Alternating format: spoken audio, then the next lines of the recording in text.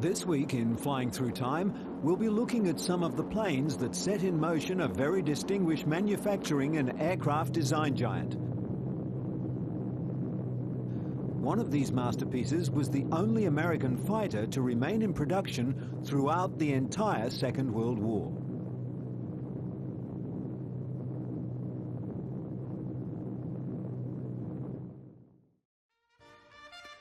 During the 1930s, the fledgling American aircraft company Lockheed had developed a series of technically advanced but not economically successful airliners. The economic pressures of the Depression were still being felt, and commercial sales were fiercely competitive. Kelly Johnson first came to the Lockheed Company in 1933 and was hired as only the sixth engineer of the developing company. He'd come to the notice of company engineers when he was supervising the wind tunnel testing of the company's Electra at the University of Michigan. As a 23-year-old engineering student, Kelly amazed Lockheed by first spotting and then correcting the stability issues in their twin-engine Lockheed Electra. His solution was the distinctive twin tail that would become a Lockheed signature on a number of subsequent models. With the European world events fueling military growth, Lockheed undertook a revision of their Super Electra airliner to a military version as a navigation trainer and reconnaissance bomber. Luckily for the company, designs had already begun when the British Purchasing Commission arrived in the USA in the spring of 1938 looking for combat aircraft.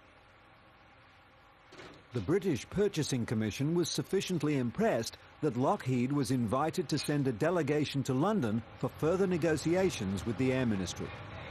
To meet the British concerns regarding the crew placement and armament, Kelly performed a 72-hour marathon redesign session to convert the Electra into the Model 14.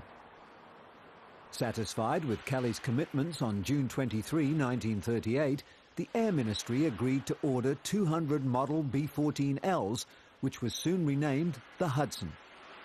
This was the largest order that had ever been placed in the US during peacetime. In all, Lockheed went on to build 3,500 Hudsons for the UK. In 1937, the year before the RAF commitment to the Hudson, the American Army Corps released a proposal for a high-altitude interceptor. The requirements were so extreme for the day that many companies chose not to enter the competition. These requirements were for a plane capable of doing 360 miles per hour at 20,000 feet and 290 miles per hour at sea level.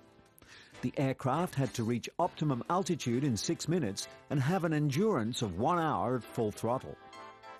Lockheed's reply was the twin-engined, twin-boomed Model 22. Johnson's initial concepts for the new fighter covered a range of configurations, but the Lockheed team finally decided on a scheme with twin booms to accommodate the engines, and with the pilot and armament in a central nacelle. Two supercharged 12-cylinder Allison V1710 engines were positioned in the booms. The original Allison engines failed to achieve even 1,000 horsepower, but with supercharging, they were to output an amazing 1,475 horsepower each. To eliminate the effect of torque, the propellers would rotate in opposite directions. Armament was to consist of 4 machine guns in the nose of the nacelle clustered around a cannon, and the design was one of the first to make use of tricycle landing gear. The Model 22 won the contract competition to develop a prototype for the fixed price of $163,000. In reality, the prototype would actually cost 5 times this amount. With the rollout of the prototype, the Model 22 was given the official fighter designation of XP-38.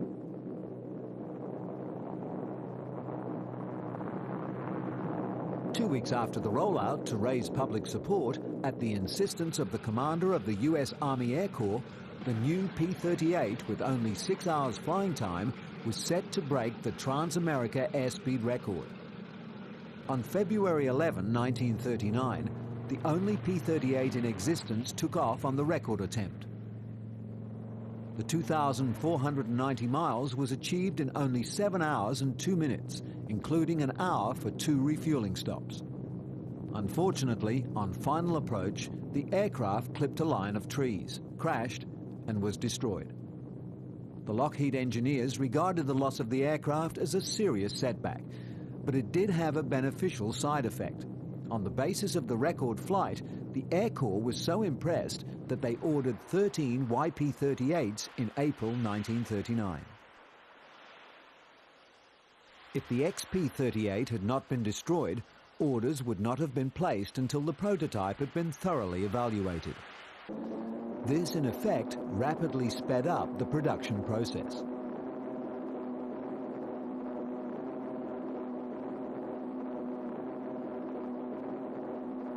With the outbreak of war in Europe in September 1939 and the YP-38's maiden flight on the 16th of September, the Army ordered another 66 of the aircraft.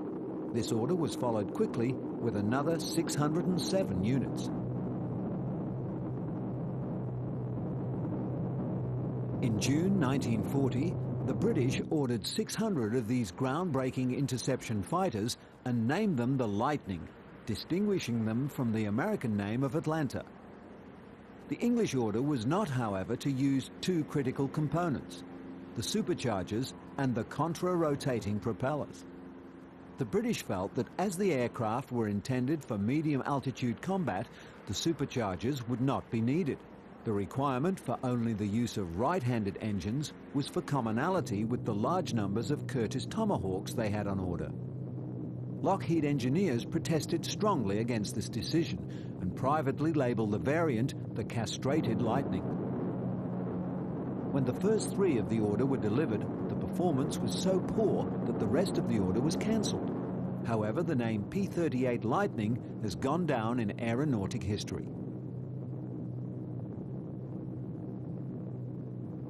The Lightning's further development showed a number of shortcomings, primarily the issue of compressibility stall, the tendency of the controls to simply lock up in a high-speed dive, leaving the pilot no option but to bail out. The phenomena of compressibility was later found to be caused by shock waves forming when airflow over the wings reached transonic speeds and became turbulent. An Air Corps major named Signar Gilkey managed to stay with a YP-38 in a compressibility lockup, riding it out until he got to denser air, where he recovered using elevator trim. This feat led to experiments that eventually resolved the problem by installing dive recovery flaps under each wing in 1944 to restore lift and smooth the airflow enough to maintain control when diving at high speed.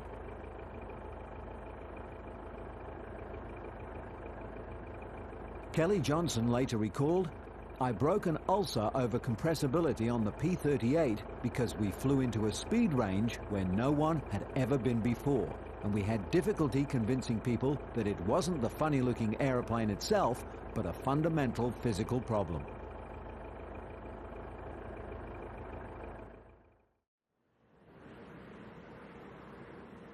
During the war, the Lightnings were deployed in all theaters throughout Europe. They were used extensively as bomber escorts and in ground attack missions. The Lightning's huge range now allowed for extended escort duty, something never before achieved because of the existing fighter's limited range. While the P-38s were not as agile as the Germans' impressive FW-190s and Bf-109s, nothing matched the concentrated firepower, sheer speed, and zoom climb abilities of the Lightning. The Luftwaffe pilots are supposed to have grudgingly christened them the Fork-tailed Devils.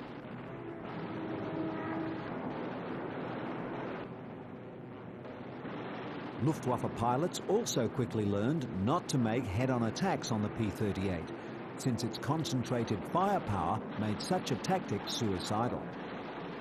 Although not the best dogfighter, the P-38 was a formidable interceptor and attack aircraft, and in the hands of a good pilot, it could be extremely dangerous in air-to-air combat.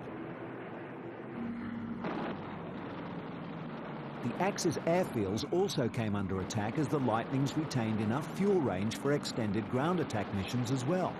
Many German planes were wrecked where they were most vulnerable, at their home bases.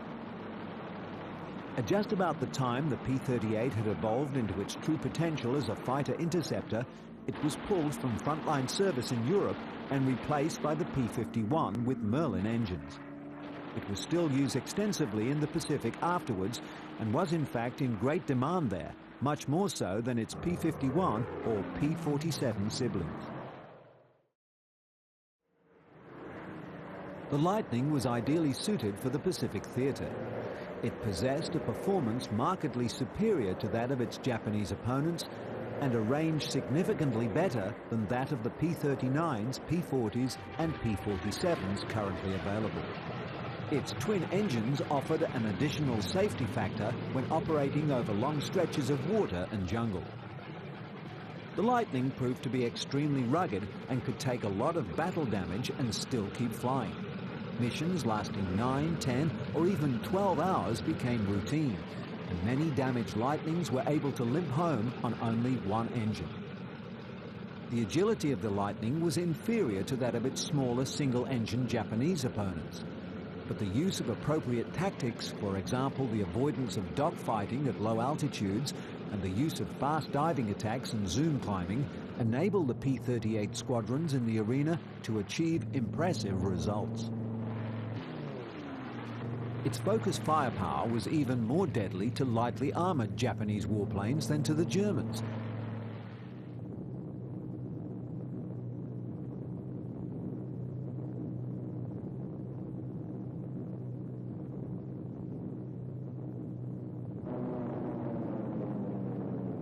Jiro Horikoshi, who headed the design team that built the Zero, wrote, "The peculiar sound of the P-38's twin engines became both familiar and hated by the Japanese all across the South Pacific."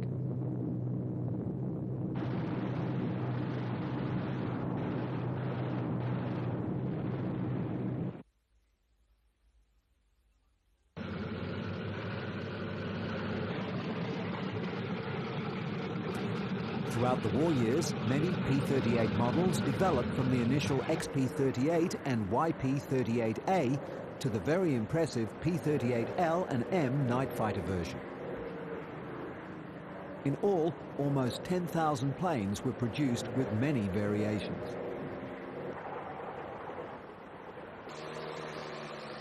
A training variant was required as the Lightning was vastly more powerful than the existing cadet trainers. In one model, a second cockpit was installed on the port boom to allow the trainee to experience the power of the Lightning. A more effective attempt was the piggyback concept. With the removal of the radio and the installation of a seating area behind the cockpit, the instructor or the trainee would sit behind the pilot and gain flight experience, so as not to be totally unprepared for the daunting power of the twin Allisons.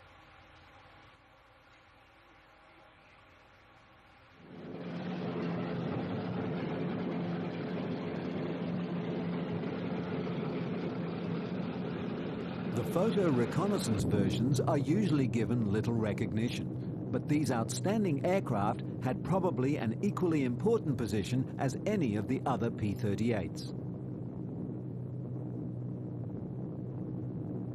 As soon as a plane returned, the cameras were unloaded and the films developed.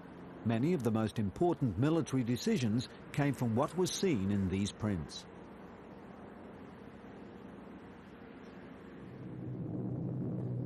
These pilots would rely on the speed and camouflage of the Lightning to take pictures and film of their objectives. The planes themselves had all of their armaments removed to make room for the cameras. Specific paints were developed to aid in the hiding of the planes at altitude. The haze blue camouflage paint came to be well respected by the reconnaissance pilots.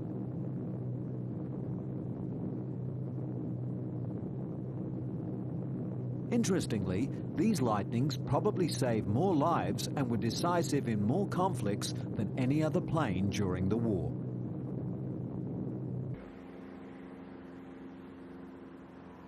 The final major variant was to the Night Lightning configuration. painted dead black with flash cones on the guns and a radar pod below the nose. A second cockpit was installed with a raised canopy behind the pilot's canopy for the radar operator.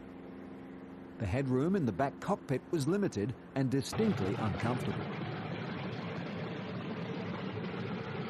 Even with all of the extra additions, the P-38M's performance was faster than the purpose-built Northrop P-61 Black Widow night fighter.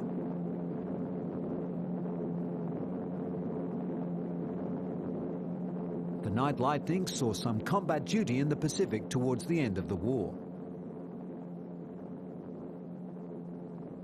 Standard Lightnings were even used as crew and cargo transports in the South Pacific. They were fitted with pods attached to the underwing pylons, replacing drop tanks or bombs that could carry a single passenger in a lying down position or cargo. The pods were also used in medical evacuations and could take one stretcher per pod.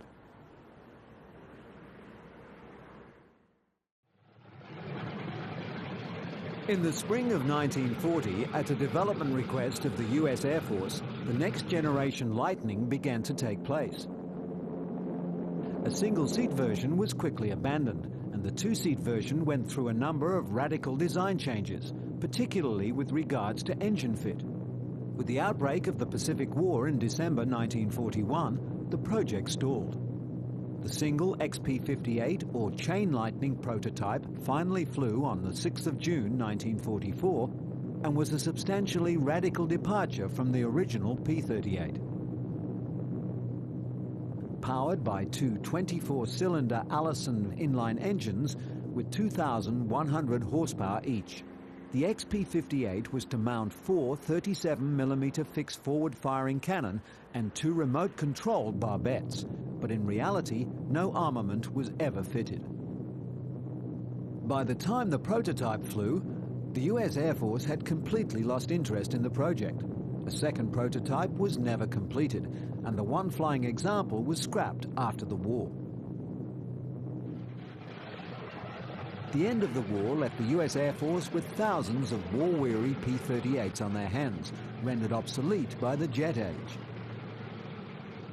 50 late-model Lightnings were provided to Italy and operated for several years, and a dozen were sold to Honduras. The others were put up for sale for $1,200 US apiece, and the rest were scrapped.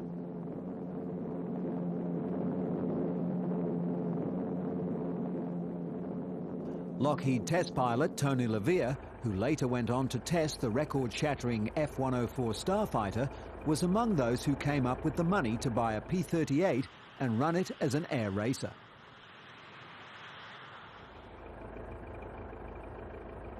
Lockheed also continued using the Lightnings in their subsequent tests of other designs. During the 1950s, a number of P-38L Lightnings were used in the X-7 Ramjet trials.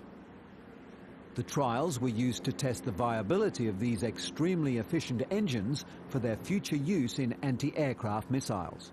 The testing was then modified to that of the power plants themselves. The Lightnings were used to release scale models of the X-7s. These were Lockheed's first step into pilotless planes. This whole area of science was only in its formative years, and almost every concept of these tests had to be invented. Because of the speed of the ramjets, even the parachute recovery systems had to be redesigned. Totally new concepts in radar and control systems also had to be devised. Everything in these tests was from a drawing board. The full-scale models seen here were later flown from Air Force bombers. In all, this test series flew over 130 flights.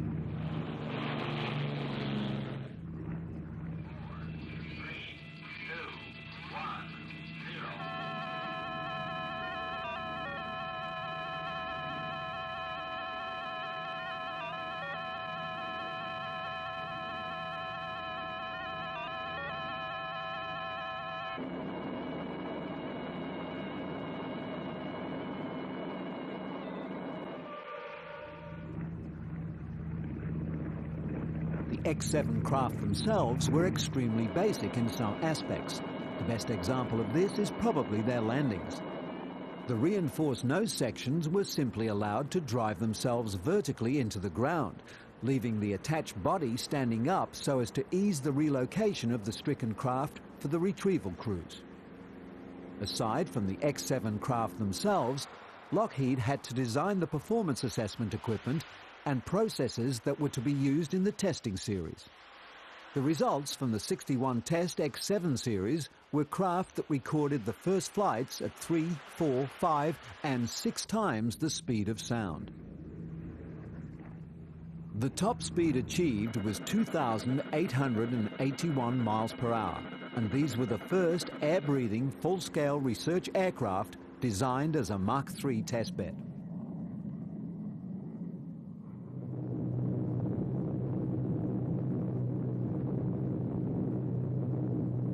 At the end of the war, with the accumulated fine-tuning of several years of operation, the P-38 was an amazing fighter by any consideration, though it has been overshadowed by the equally outstanding Thunderbolts and Mustangs. It could fly further at a greater height and carry much more payload than any other fighter. It was truly an exceptional plane.